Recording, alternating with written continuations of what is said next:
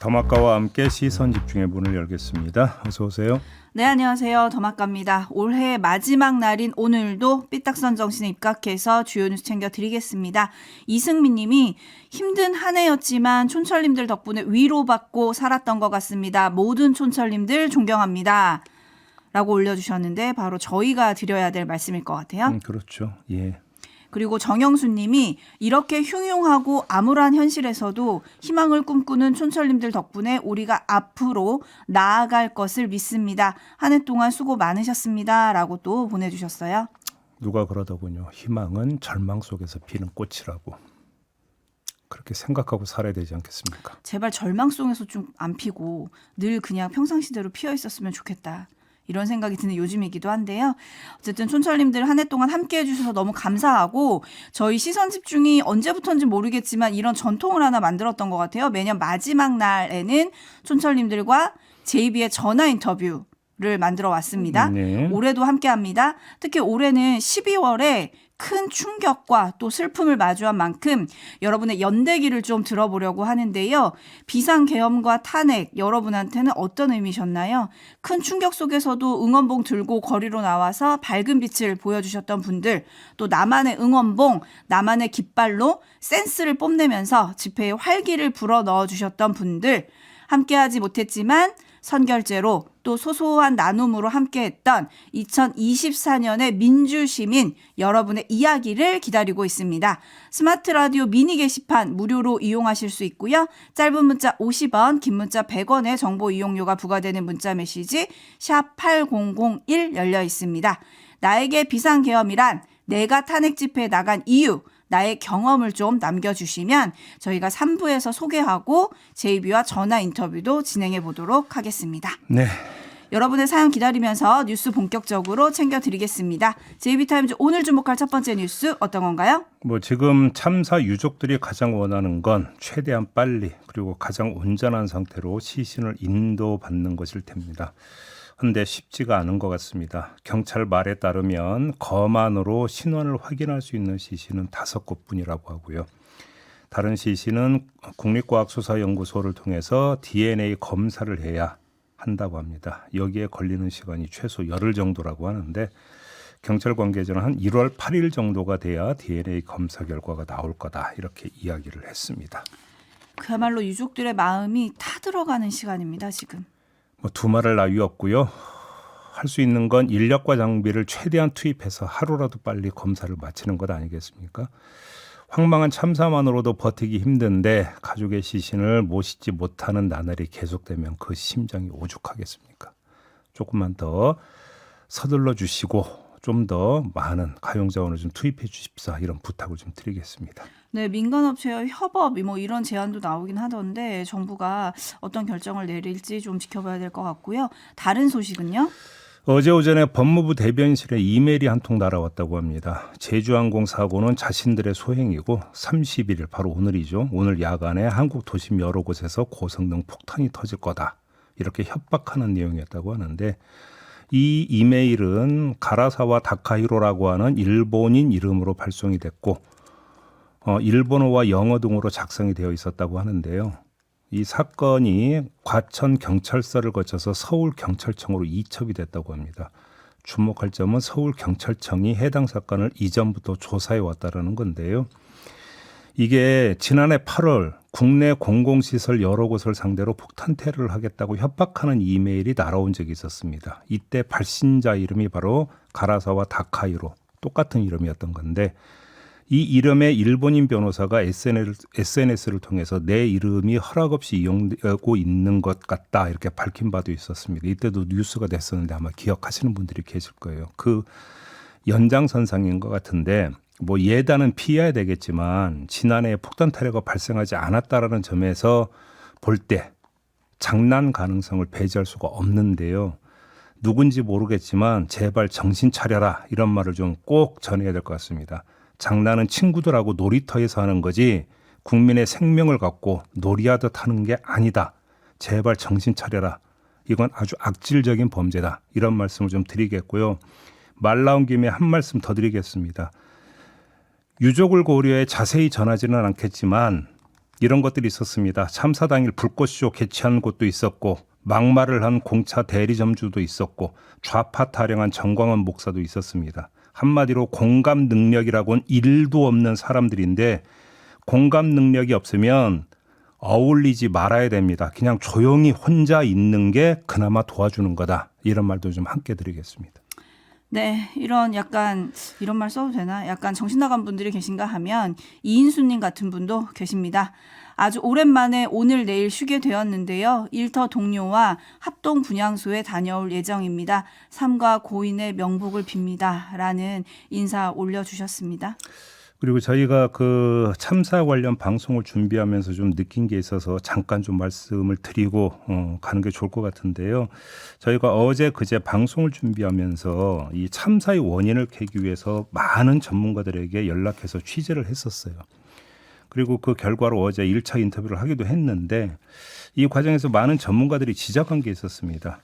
이 단순한 몇 가지 정황만 갖고 참사 원인을 진단하는 게 섣부르다. 회수한 블랙박스, 특히 음성 기록 장치가 온전하다면 그리 오래 걸리지 않아서 원인이 나올 테니까 그때까지는 신중을 기하는 게 낫겠다. 이런 지적을 참 많이 했었습니다. 전문가들이.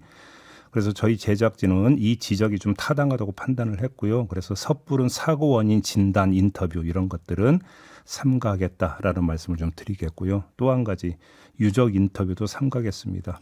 이건 어찌 보면 너무나 당연한 것인데 유족 의사를 최우선으로 고려하는 그런 방송 제작을 하겠다라는 말씀까지 함께 드리겠습니다. 이 점 촌철님들도 좀 참고해 주셔서 방송 좀 들어주십사 이런 부탁 말씀 함께 드리겠습니다. 네, 이 기조는 저희가 12구 이태원 참사 때도 이어왔던 기조기는 합니다. 그때도 유족들 인터뷰는 유족들이 원하는 대로 최대한 미뤘고 일회성이 아니라 특별법이 국회를 통과하고 제대로 된 진상조사 바탕이 마련될 때까지 매주 이어져 왔었는데요. 이번에는 유족들이 제발 거리로 다시 나서지 않게 되기를, 유족이 투사가 되지 않게 되기 정부가 좀 잘 대처를 해줬으면 좋겠다. 이런 바람도 함께 전하겠습니다. 네. 제비타임즈 다음 주목할 뉴스는요. 네, 내란과 관련된 소식들 좀 몇 가지 있는데요. 종합해서 정리해드리겠습니다. 가장 지금 관심사는 최상목 권한대행이 헌법재판관 3명을 임명하느냐 마느냐. 일단 이게 지금 최우선 과제가 이건데요. 오늘 중앙일보가 보도한 내용이 있었습니다. 한덕수 대통령 권한대행이 그 탄핵 소추되기 전에 최상목 권한대행이 헌법재판관을 임명해야 한다고 한덕수 당시 대행을 설득한 일이 있었다고 합니다. 나라와 경제가 어렵다. 불확실성을 빨리 끝내려면 헌법재판관 임명은 해야 하지 않겠느냐 이렇게 설득을 했다고 하고요. 그러면서 대법원과 헌법재판소가 대통령 권한대행은 헌법재판관 임명이 가능하다는 입장을 낸 것엔 다 근거가 있을 테니까 그 판단을 따라야 되지 않겠느냐. 권한대행 체제가 또 탄핵 수출을 당하면 불확실성만 커진다. 이렇게 설득을 했었다고 합니다. 물론 이 설득은 받아들여지지 않았습니다. 한덕수 당시 대행에서 받아들여지지 않았지만 아무튼 헌법재판관 임명 문제에 대해서 최상목 그 부총리는 당시에 이런 입장을 피력을 했었다라는 사실. 여기에 주목을 한다면 조만간 헌법재판관 3명 임명을 하지 않겠느냐라고 하는 관측도 나올 수 있다라는 겁니다. 그다음에 최상목 대행이 이렇게 한덕수 당시 대행을 설득한 이유는 바로 경제 문제 때문 아니었겠습니까? 근데 이 문제는 지금 해소된 게 아니라 오히려 더 심화되고 있는 거니까 그렇게 놓고 본다면 임명의 필요성과 절박성은 더 커지고 있다. 이렇게도 해석을 할 수 있게 되겠죠. 다만 또 쌍특검법에 대해서 거부권을 행사할 거냐 말 거냐라고는 문제가 좀 남아있는데 오늘 국무회의가 열리는 날입니다. 화요일이죠. 관련해서는 거부권을 행사할 것 같다라는 관측이 좀 많이 나오고 있다. 이런 소식도 함께 전해드리도록 하겠습니다. 이 소식 전해드리고요. 다음으로 넘어가겠습니다. 공수처가 윤석열 대통령에 대한 체포영장을 청구를 했습니다. 아직 발부됐다는 소식은 전해지지 않고 있는데요. 자, 3차례에 걸친 출석 요구에 응하지 않은 데 따른 영장 청구라고 봐야 되지 않겠습니까? 근데 공수처가 영장을 청구하자마자 윤갑준 변호사가 영장이 청구된 서울 서부지방법원으로 달려가서 변호사 선임계와 함께 의견서를 제출을 했다고 하고요. 이어서 기자들 앞에 섰는데 몇 가지 주장을 나열을 했습니다. 내란죄에 대한 수사 권한이 없는 기관에 의한 체포영장 청구다. 비상계엄은 대통령의 헌법적 권한이고 1차적 판단권도 대통령에게 있고 국헌 문란 목적이나 폭동이 전혀 없는 상태에서 무조건 수사를 진행하는 것이 옳은지 우선 판단이 서야 된다.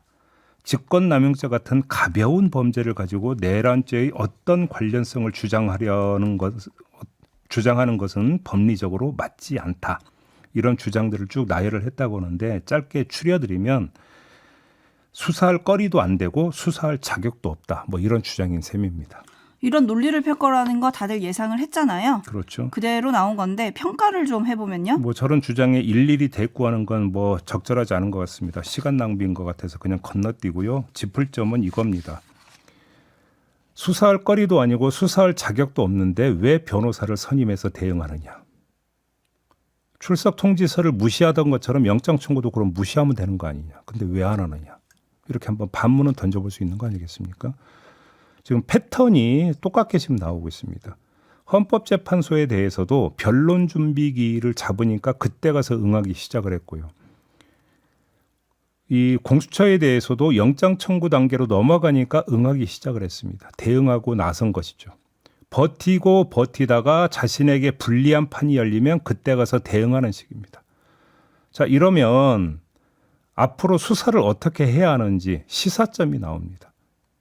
결론은 뭐냐? 전광석화여야 된다는 겁니다. 영장이 만약에 발부가 된다면 체포영장의 유효기간은 7일이라고 합니다. 이 기간 동안에 이리 재고 저리 재일 것이 아니라 영장이 발부되면 원샷으로 영장을 집행해야 한다는 겁니다. 그리고 체포를 하게 되면 구속으로 나아가야지 불구속으로 가면 또 이런 패턴이 또 반복이 될 것이다. 시간 끌기가 계속될 것이다. 이거는 누구나 진단할 수 있는 그런 내용일 겁니다. 정광석화 같은 영장 집행이 될 거냐, 경호처가 또 막아서지 않겠냐, 이게 또 관전 포인트잖아요. 될지 안 될지를 짓기 이전에 꼭 이 말씀 하고 싶은데요.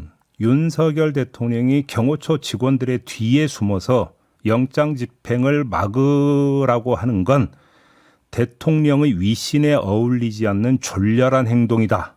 이 점은 말할 것도 없고요. 여기에다가 하나 더.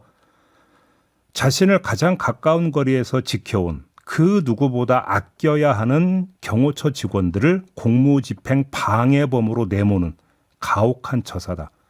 이걸 좀 헤아리기를 바란다. 이런 말씀을 꼭 전하고 싶습니다.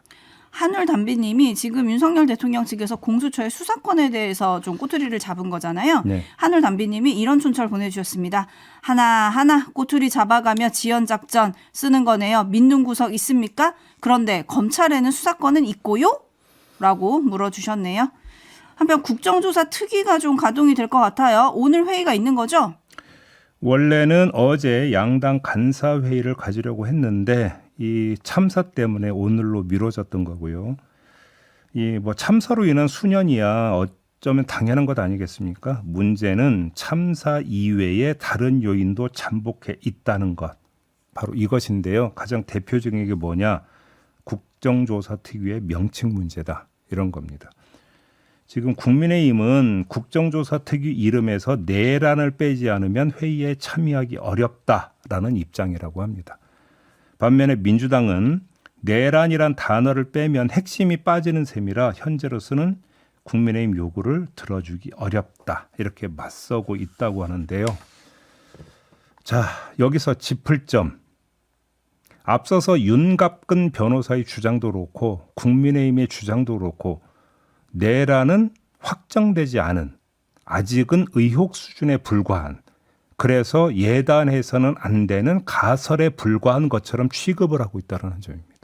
근데 정말 그러냐라는 겁니다. 제가 본 바로는 아닙니다. 여러 번 이미 말씀을 드린 바가 있었습니다. 이거저거 다 떠나서 두 개의 팩트는 이미 확실하지 않습니까? 국회 본청에 군인을 투입한 사실 명백하지 않습니까? 그다음에 위헌적 내용의 포고령 발표한 거 명백하지 않습니까? 그러면 더 이상 뭐 토달고 말고 할 것도 없는 이 두 개의 사실만 가지고도 얼마든지 판단할 수 있습니다. 어떻게? 12.3 계엄이 내란에 해당한다는 결론은 전혀 어려울 게 없는 너무나 당연하고 너무나 뻔한 결론이라는 겁니다. 이걸 가지고 뭐 의혹이네 아니네 내란이라는 표현을 쓰면 되네 안 되네 이런 식으로 나온다라고 하는 것은 뭐냐? 결국은 사건의 핵심, 사건의 본질을 흐리려고 하는 시도밖에는 되지 않는다라고 평가할 수밖에 없다라는 겁니다. 따라서 조사의 출발점을 저 뒤로 더 미루는 것밖에 안 된다. 이 말씀을 안 드릴 수가 없는 겁니다. 네, 엽기토끼님이 홍길동이에요. 내란을 왜 내란이라고 못해요? 독도는 우리 땅입니다. 라고 올려주셨고 시체처리반님께서는 그럼 내란 빼고 왜 환 넣을까요? 라고 좀 꼬집어 주셨고요. 김희롱님이 법에 딴지를 거는 사람들은 도대체 뭡니까 JB? 그게 법조인들이 말하는 방어권인가요? 이해가 안 갑니다. 라고 올려주셨고 바로 그런 거에 동의하지 않는 분들이 만들어낸 신조어가 있지 않습니까? 법꾸라지라고. 그러게요. 네. 그리고 지민러브님은 제 눈으로 계엄을 확인했습니다. 라고 올려주셨고 앞서서 최생목 권한대행이 당시 한덕수 권한대행에게 헌법재판관 3명의 임명을 건의했었다. 이 내용 전해주셨잖아요. 문봉철 님이 최상목 대행 직무유기하지 마십시오. 당신 손에 구군이 달려 있습니다. 라고 보내주셨고 나라사랑님은 너무 멀리 가면 돌아오지 못합니다. 바람이자 요거를 꼭 다시 한번 강조해서 말씀을 드리겠습니다. 오늘이 2024년 12월 31일 마지막 날입니다. 마지막 날에 묵은 현안은 털고 갑시다. 정말. 다른 건 몰라도 헌법재판관 임명 문제만큼 좀 털고 갑시다. 네?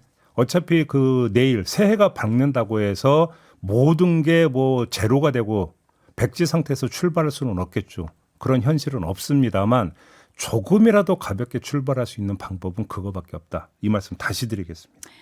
네, 그리고 저희가 3부에서 촌철님들과의 그 전화 인터뷰 그리고 촌철님들과의 사연을 지금 기다리고 있잖아요. 스마트 라디오 미니 게시판 그리고 짧은 문자 50원, 긴 문자 100원의 정보 이용료가 부과되는 문자 메시지 샵 8001 열려 있습니다.